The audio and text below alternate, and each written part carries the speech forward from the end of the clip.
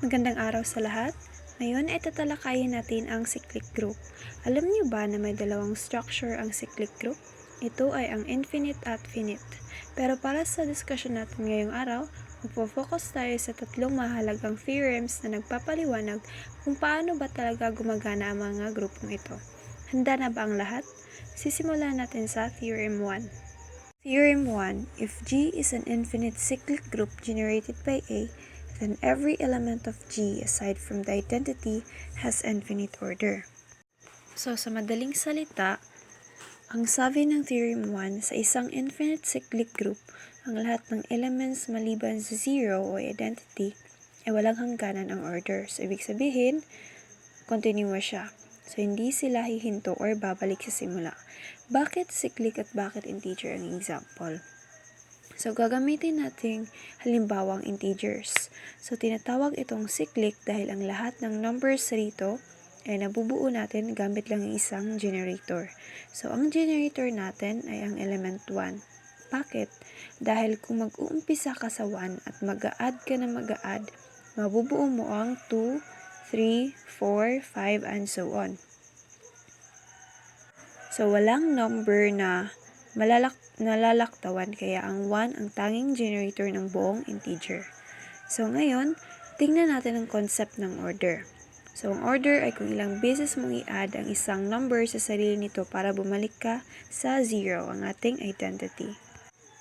Tingnan nyo, yung nasa halimbawa natin, yung negative 1, 1 at saka 2. So negative 1 plus negative 1 is equal to negative 2.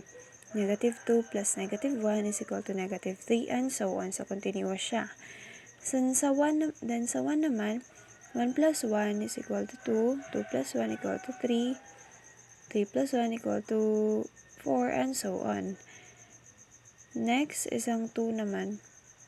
So, 2 plus 2 is equal to 4, then 4 plus 2 is equal to 8, and so on. So, continuous siya. So, infinite. So, dahil ang integers natin ay walang hangganan or infinite at ang mga numbers dito ay dire-diretso lang palayo sa 0.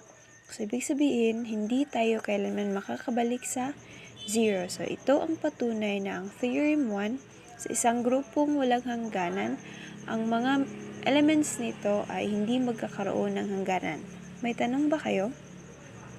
Kung wala, mag-proceed tayo sa Theorem 2. Theorem 2.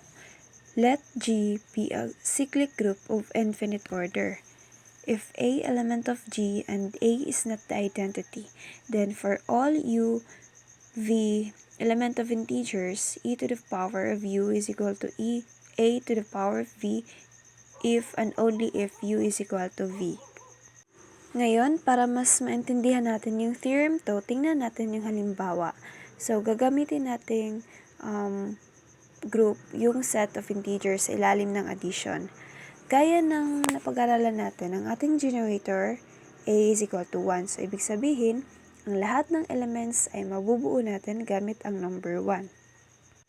Ngayon, kumuha tayo ng dalawang magkaibang powers o bilang ng steps mula sa ating set. So, let's say, ang ating U ay 2 at ang ating V ay 5. So, mapapansin ninyo, magkaiba ang U at V. So, 2 is not equal to 5. Para sa U is equal to 2, so ang A to the power of 2 ay katumbas ng 1 plus 1, so ang sagot ay 2. So para naman sa V is equal to 5, ang ating A to the power of 5 ay katumbas ng pag-add ng 5 beses sa 1, so ang sagot ay 5. Dito natin makikita ang patunay ng Theorem 2. Dahil magkaiba ang ating powers, 2 and 5, so siguradong magkaiba rin ang ating magiging elements. So sa isang infinite cyclic group, tandaan ninyo na ang bawat step o bawat power ay magresulta ng isang unique o tanging element. So walang repetition, walang overlap at walang dalawang magkaibang multiplier ang nagbibigay ng isang sagot.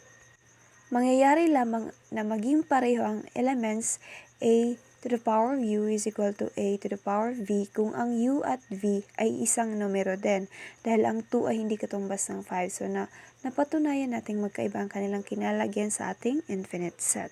So nagets niyo ba ang Theorem 2? So ngayon mag-proceed tayo sa Theorem 3. Theorem 3.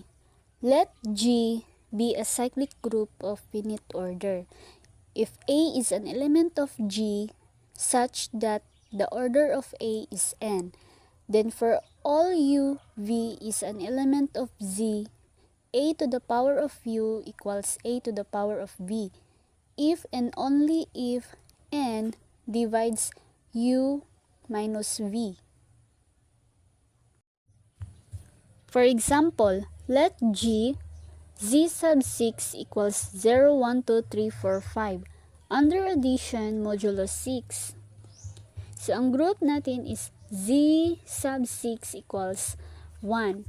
Then, ang element natin is let A equals 1.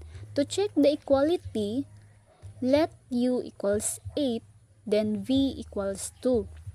A to the power of 8 equals 1 to the power of 8 equals 1 mod 6. Then A to the power of 2 equals 1 to the power of 2 equals 1 mod 6. So, A to the power of 8 equals A to the power of 2. Ibig sabihin, magkapareho sila sa grupo. In formula, U minus V, U natin is 8, then V is 2. U minus V equals 8 minus 2 equals 6, since 6 divides 6. So, that's all for Theorem 3.